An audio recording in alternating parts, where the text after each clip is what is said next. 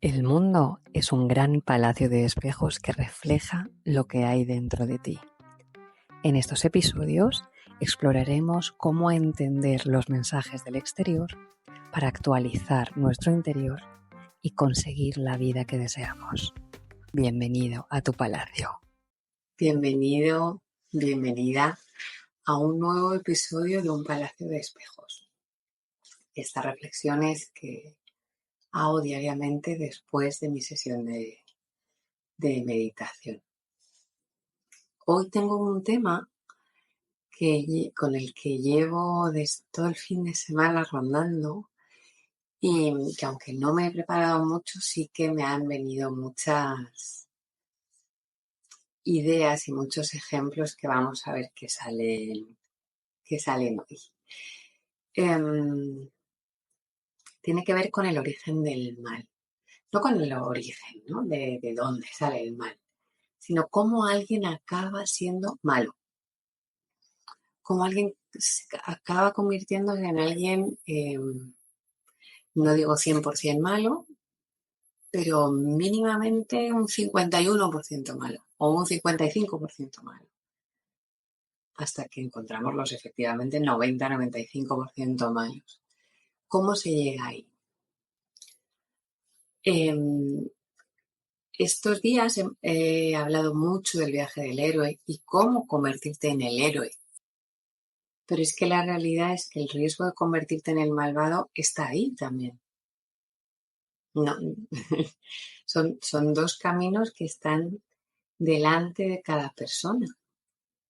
Y que igual que te cuento cómo llegar a ser el héroe, creo que es importante que tomemos conciencia de que también podemos llegar a ser el malvado y cómo se llega a ser el malvado. Hay un concepto muy importante y es que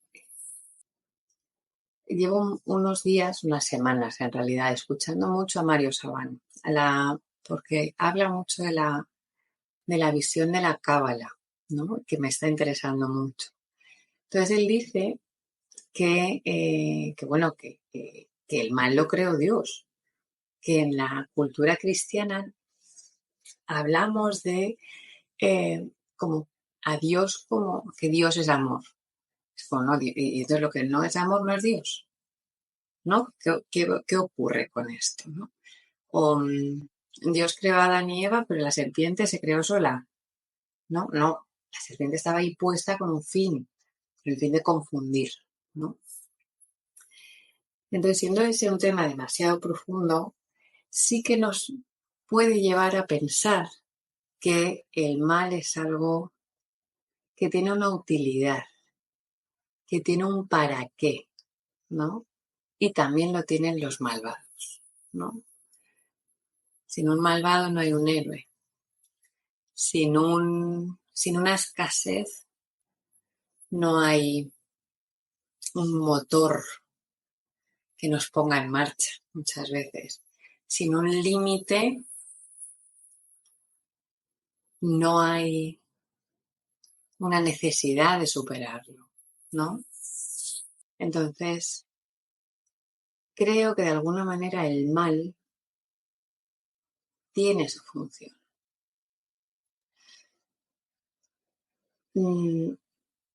Y dices, claro, pero es que ¿por qué le toca a ese ser el malo? ¿No? Es como, claro, a ti te toca ser el malo y a ti te toca ser el bueno. Depende del paradigma, de la cosmovisión desde la que lo estés mirando, porque si efectivamente entiendes que esta es nuestra única vida y que a ti te ha tocado el bueno y a mí el malo, a ti te ha tocado el rico, a mí el pobre, etcétera, ahí sí tenemos un concepto de injusticia grande. Si en cambio pensamos desde un paradigma en el que cabe la posibilidad de la reencarnación, igual en esta vida me ha tocado ser el pobre y en la siguiente me toca ser el rico. En esta me toca ser el que ayuda y en la siguiente o en la anterior me ha tocado ser el que pone las zancadillas, ¿no? Porque para que uno pueda ser generoso, otro tiene que tener escasez. Para que uno pueda ayudar, tiene que haber un motivo de esa ayuda, es decir, ha tenido que haber una carencia, un sufrimiento, un dolor, algo, ¿no?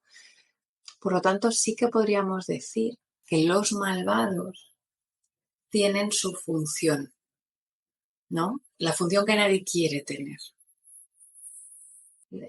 La función que nadie quiere hacer la tiene el malvado. Que puede ser el que roba, puede ser el que mata, puede ser el que viola. Si lo vemos desde un punto de vista mucho más elevado que el de la justicia humana, podríamos pensar que tiene su sentido. Dicho esto, nadie quiere ser el malo. Si estás viendo un vídeo como este, probablemente tampoco quieres ser el malo y sabes que la evolución, el camino va hacia superar esa maldad e integrar en todos la verdadera esencia. Dicho esto, ¿cómo alguien llega a la maldad? Pues si me apoyo en películas, por ejemplo, tenemos el caso de Voldemort. En Harry Potter se vienen spoilers, un montón de Harry Potter, de Star Wars, de la mitología griega, que eso ya no son spoilers. Pero en el caso de Voldemort, yo siempre, ahora, ¿no? Que estoy, te cuento que estoy impersonando a Voldemort en el Andén 7 3/4, que es una fricada maravillosa, en la que revisamos las películas y libros de Harry Potter desde una perspectiva junguiana. Yo ya lo hice el año pasado desde mi propia perspectiva y este año lo estoy repitiendo, pero haciendo el papel de Voldemort. Entonces hago el papel de Voldemort para los demás, pero también para conocer más a ese Voldemort, a esa maldad, a esa negrura. Entonces, en ese papel de conocer, de profundizar en Voldemort, me doy cuenta de que dada su historia, no tenía verdadera elección. Él no estaba eligiendo entre el amor y la maldad, porque nunca conoció el amor. La diferencia entre Harry y Voldemort es que Harry sí, aunque muy brevemente, conoció el amor de su madre, de su padre, y concretamente su madre entregó su vida para salvarle. Entonces, la gran magia que protege a Harry es la del amor de Lily, de su madre. En el caso de Voldemort es totalmente lo contrario. Voldemort viene de una pareja que está forzada porque la madre ha hechizado a un mague y está rota de dolor porque cuando le quita el hechizo se da cuenta, ella ya lo sabía, pero constata que él no la ama. Y él se va y además como con una humillación enorme, como de ¿qué hago yo aquí? O sea, no quiero volver a verte jamás. Y ella, al poco de nacer Tom Riddle, le entrega a la beneficencia y ella muere. Ella muere, solo le da tiempo a decir cuál va a ser su nombre y sus apellidos. Esa es la gran diferencia entre ellos. O sea, Voldemort no ha conocido una hora de amor de su madre. No ha conocido. De hecho, su madre no tenía la fuerza suficiente para quedarse por él. Por lo tanto, él no tiene dentro de sí, no conoce en esta experiencia el amor.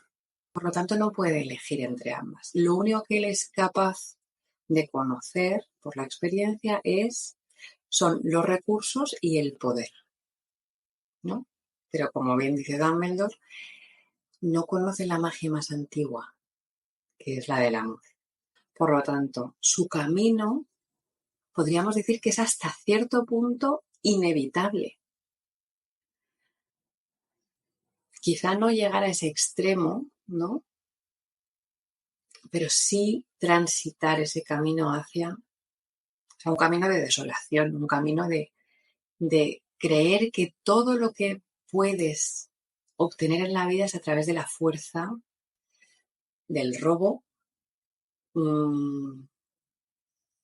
y de la intimidación, porque si te das cuenta, él ni siquiera es un gran líder.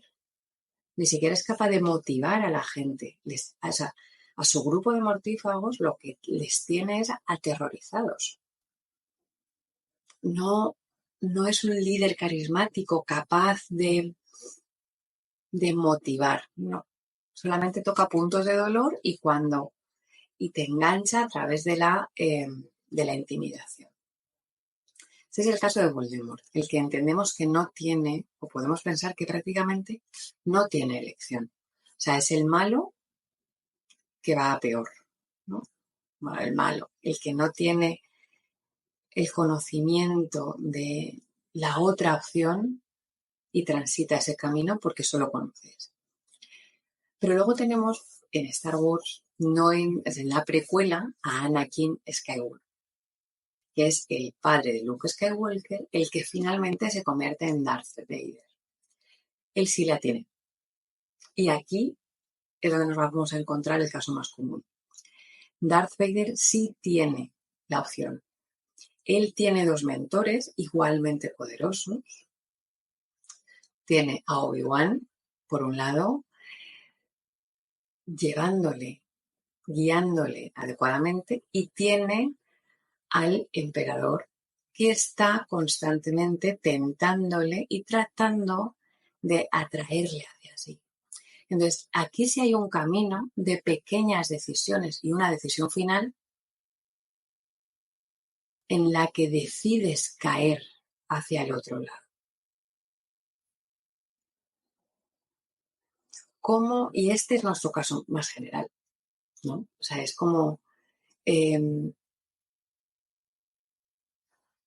la gran mayoría de las personas que me estáis viendo además hoy, probablemente seamos personas que tenemos las dos alternativas, tenemos las dos opciones. Y en cada día de nuestra vida podemos estar alimentando una o estar alimentando otra. En nuestra vida, ¿quién es Obi-Wan Kenobi y quién es el emperador? Es que no me acuerdo cómo se llama. Es Patakin, que suena. ¿Quién es la fuerza del mal y quién es la fuerza del bien? Son las decisiones que nosotros tomamos frente a nuestra vida.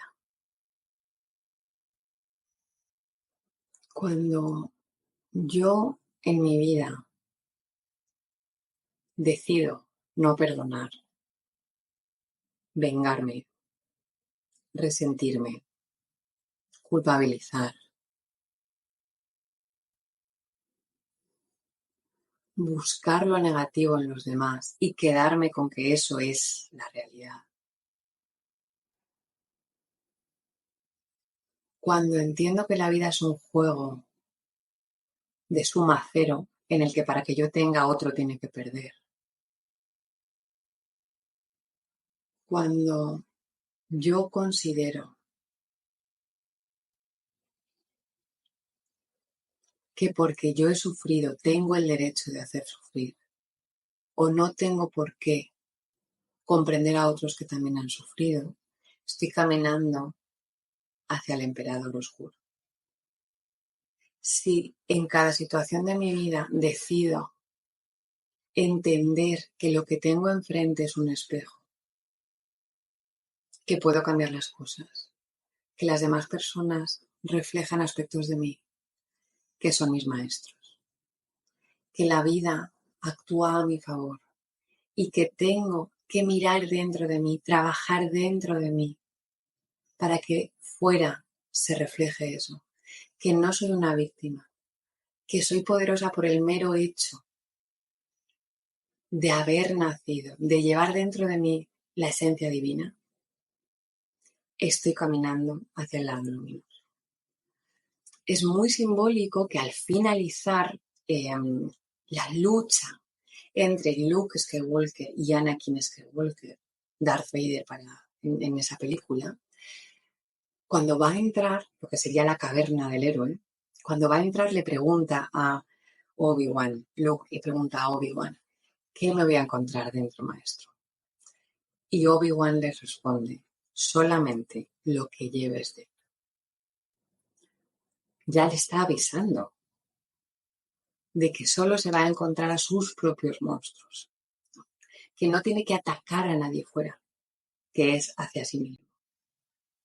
cuando finalmente le corta la cabeza a Darth Vader y estalla la máscara, la gran sorpresa es que la cabeza que hay dentro es la suya propia. Ha sido todo el tiempo un juego de espejos en el que este camino del héroe le estaba diciendo: puedes caer en el hoyo, puedes caer en el lado oscuro. Yo soy esa parte de ti que ha caído en el lado oscuro. Elige qué vas a hacer.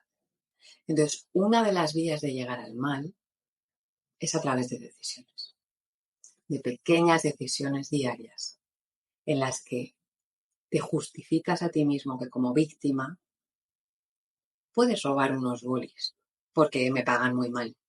Entonces yo puedo robar unos bolis. No, es que él me habló mal antes, así que yo puedo ser antipática con él. En lugar, y esto son cosas pequeñas que la realidad es que son solo grados de la misma esencia y se van acumulando. Y no se acumulan fuera, se acumulan dentro.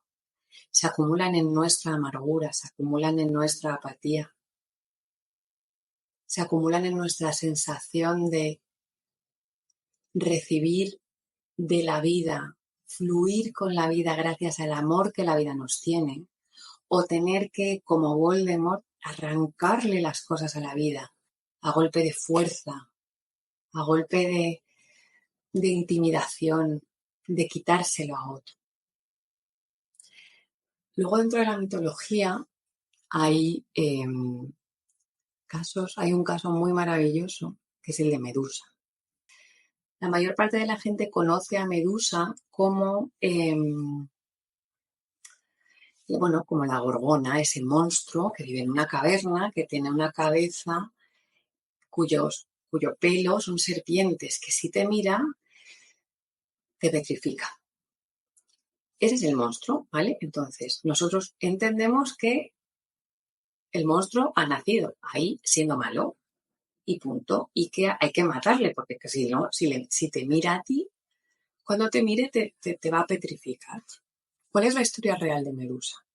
Medusa es mortal, entre inmortales, es una más de 3 hermanas, la más bella de las 3, también la más sensible, la más amorosa. Ella quiere entregar su vida a Atenea y se convierte en sacerdotisa en su templo. Eso implica un voto de castidad. Sin embargo, estando en el templo de Artemisa, ¿no? De Atenea, Poseidón decide, estas cosas de Poseidón, violarla. Y la viola en el templo. Atenea, y aquí hay 2 versiones. La primera que yo escuché era que para protegerla y que no le volviera a ocurrir, la convierte en Medusa y así cada vez que alguien la mire se convertirá en piedra. O la segunda, que es la que he leído más recientemente y que tiene más sentido, Atenea, por despecho y enfado de que se haya mancillado su templo, la convierte en este monstruo. Monstruo que ya no puede volver a estar cerca de las personas a las que ama, porque si no las petrifica, las convierte en piedra. Y debe marcharse a una caverna para ser encima objeto al final de una caza, de una cacería, porque la leyenda de la Gorgona ha crecido. Y entonces son muchos los héroes, los valientes, que tienen que ir a cazar a la Gorgona. Y solo Perseo, con la ayuda de Atenea, lo consigue. Es súper simbólico este mito. Lo podemos ver desde los ojos, como siempre, de una cultura patriarcal en la que efectivamente podemos constatar que hay muchas veces en las que la propia víctima de una violación encima es acusada por no haber vestido así, no haber estado fuera a estas horas, seguro que le provocaste, no haber llegado hasta ahí, etcétera, etcétera. Y encima se vuelve el objeto ¿no? Pues como la causante, y esa amargura le lleva a aislarse, le lleva a petrificar a quienes están delante de ella porque ya no es capaz de volver a verles. Ya no es capaz de volver a ver personas delante de sí misma, ya solo puede ver estereotipos de maldad. Y por eso los petrifica, ¿no? Hasta que al final se convierte en esa amargada de la que en la que otros pueden proyectar, porque es solo una parte de sí mismo, ¿no? Entonces aquí tendríamos otro caso en el que la diosa, los dioses, porque tanto Atenea como Poseidón son dioses, han empujado a esa situación. Ella no es mala de corazón, ella sí conoce el amor.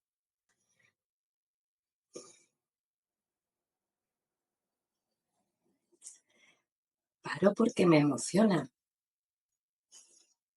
hablar de esto. Ella conoce el amor, sin embargo, de alguna manera las circunstancias le han llevado a no tener elección, ¿no? Entonces aquí tenemos un malo que no es malo, que es solamente malo a los ojos de los demás, ¿no? Al que, si en lugar de Atenea haber promovido que Perseo le corte la cabeza, haberle ayudado a cortarle la cabeza,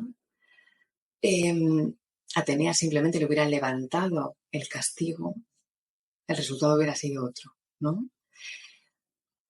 Desde un punto de vista arquetípico, esto tiene una profundidad enorme.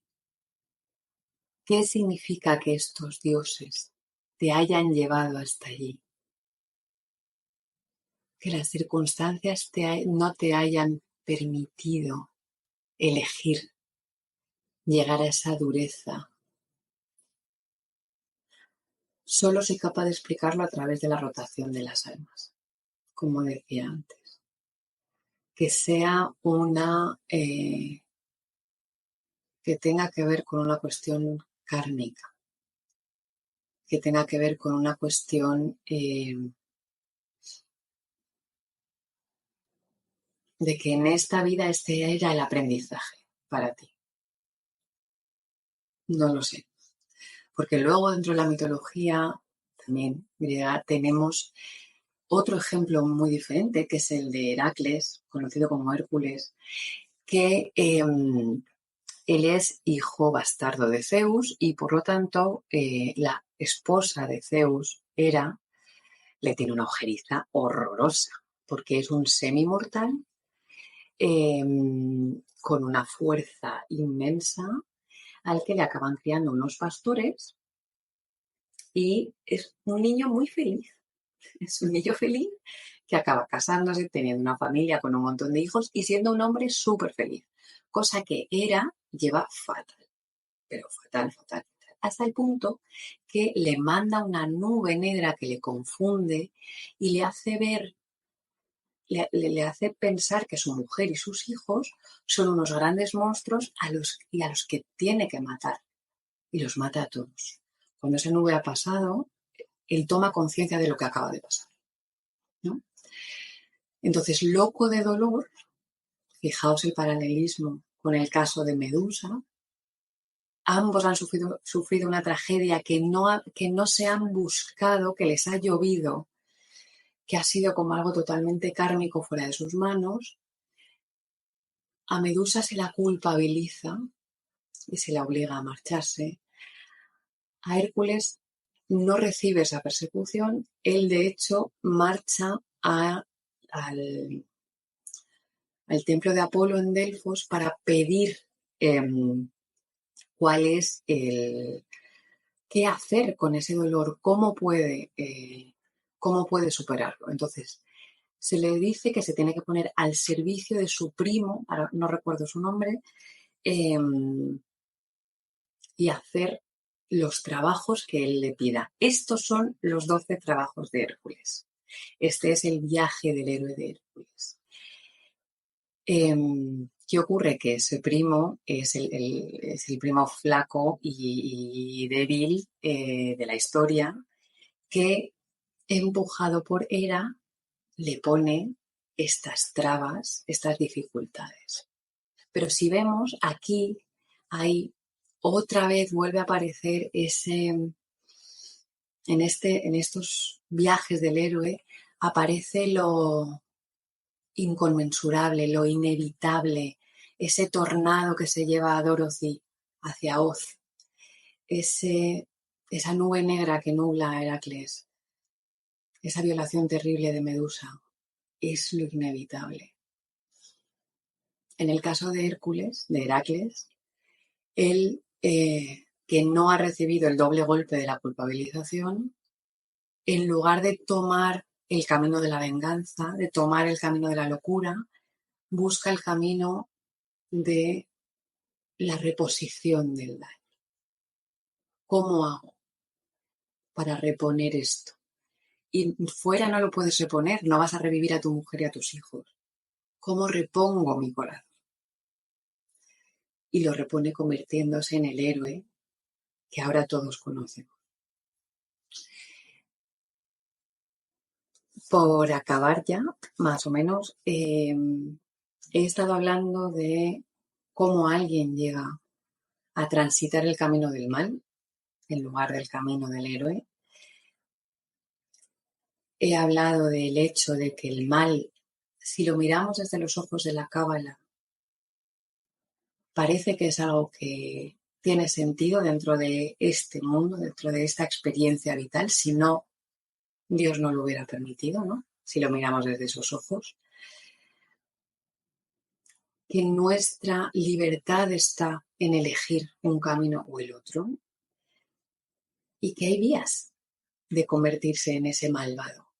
Una es la de aquel que no tiene elección, el que se ha encontrado como Voldemort sin ser consciente de que había otro camino y solo transita el camino que conoce. Es el de la búsqueda del poder a través del miedo, de la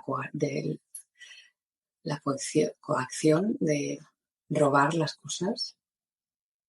El camino de quien sí tiene elección y tiene los dos caminos, como era el caso de Anakin Skywalker, y pequeñas decisiones a pequeñas decisiones acaba cayendo en el lado del mal.